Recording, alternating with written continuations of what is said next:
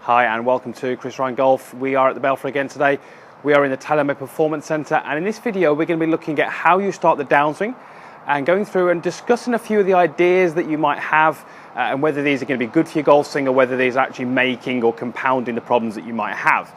So we're actually going to look today at a specific term or a specific idea that golfers have maybe been given in the past and that golfers still maybe try and work towards today. That feeling would be, or that idea I should say, would be one where the golfer feels, or the golfer gets told that from the top of the swing, they should feel like they pull the arms down as they start the downswing, okay? So the idea being they're going to go up to the top this way, and the feeling is that they pull the arms down. So how this is kind of communicated is in different ways. People talk about pulling down or letting the arms drop or in different ways. And as I say, what we're going to do in this video is maybe just discuss what effect that's going to have on the golf club, and ultimately what effect that's going to have on the golf ball. It's something that golfers are often trying to do, and we're going to go through in this video why that is maybe not the best thing for that golfer to do. Let's go ahead and look at what that move is actually going to do to the club shaft, and that's really what we're looking at today. We are trying to get this club into a position here, last parallel, where we can deliver the club efficiently to the golf ball. The movement of the hands in the downswing is going to massively influence your ability to get the club into the right position here in order for you to deliver the club correctly. Okay, let's go to the top of the swing and let's see what's going to happen if I try and feel like I pull my hands down from the top. That may be feeling my right arm comes down, it may be feeling my left arm comes down. But let's go ahead and look at that. So I'm going to take a normal starting position, move up to the top here. Okay, if I have the feeling like I pull down with my hands, what is most probably going to happen is the club shaft will steepen. Okay, so you can see that there. I'm not too sure from the camera, but that's probably a vertical shaft angle from where the camera's viewing that. So let's do that again for you. So we're going to go up to the top here. Let's say that's a pretty orthodox position. If I pull down, it's probably going to steepen the club shaft. Okay, what you probably can't see from that camera angle is it's probably starting to put a little bit of shape into my lead wrist, a little bit of extension or a little bit of cupping, as we might call it. Do that again, up, pull the hands down, shaft steepens, left wrist cups. Now, once I make that move, it is going to be incredibly difficult for me to deliver that club to the ball efficiently, okay?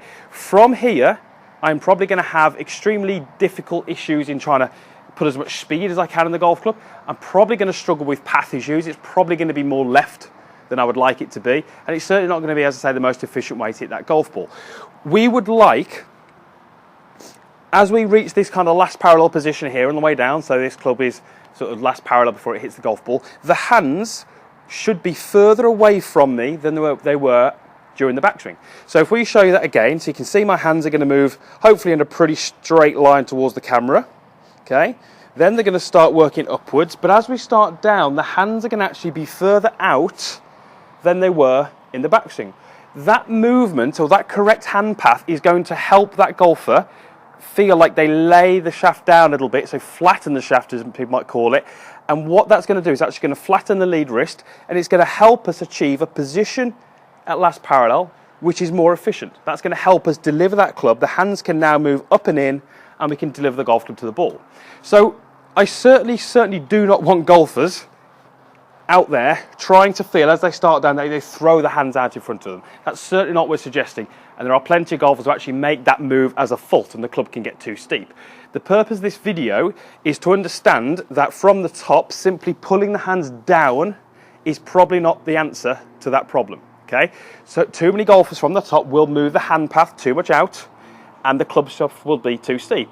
That's fine. These golfers are not going to get better by simply feeling from the top that they pull the hands down, because as we've just said, the club shaft is still going to steepen. We're probably going to get this lead wrist extended. Once we get an extended wrist and a steep club shaft position, that is a really good recipe for short drives, wayward drives, and not very consistent drives. Okay, so what is a better idea for that golfer is to try and visualize where the hands are relative to the floor. So as I look down here, my hands are about in the middle of my feet.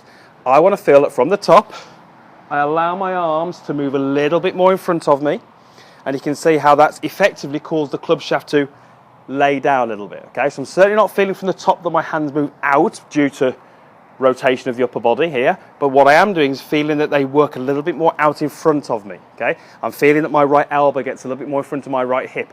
That's going to help put the lead wrist in a better position. It's going to help lay the club down a little bit, and you're going to find that you hit much, much better drives from there. So this video is a little bit more of an informative video. It's maybe going to give you some ideas on what to focus on next time you practice, and maybe helping you to understand what's going to happen as an effect of certain things that golfers are trying to do. Definitely the coaching that I do, I still see too many golfers telling me that I'm up to the top and I'm trying to pull down this way. Have a go at this when you get home at the driving range. Go up to the top, pull down, and you will feel how that club shaft wants to steepen, okay? Lead wrist wants to extend. That's what we're trying to avoid. So I say, let's do that little drill. Let's go up to the top and let's feel that we work down, but let's allow the hands to work out a little bit more in front of you. So the hands are certainly more out at this point than they were during that takeaway.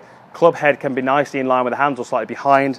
Lead wrist can be nicely flat, if not a little bit bowed. And from there, we can move through, deliver the club into a nice, good finish position. Let me go and hit one. I'll try and say it from a couple of different angles so you can see. But hopefully that kind of makes sense to you. And it might clear up a few ideas that you might have, and it might help you work towards some better drives. Okay, let's give this one a hit.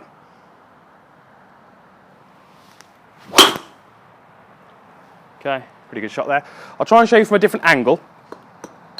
The lighting's not brilliant in this room, trying to shoot this way because the sun's out there, but we'll try and show you from a different angle, and you can hopefully see what we mean by the difference in the hand path on the downswing and the backswing.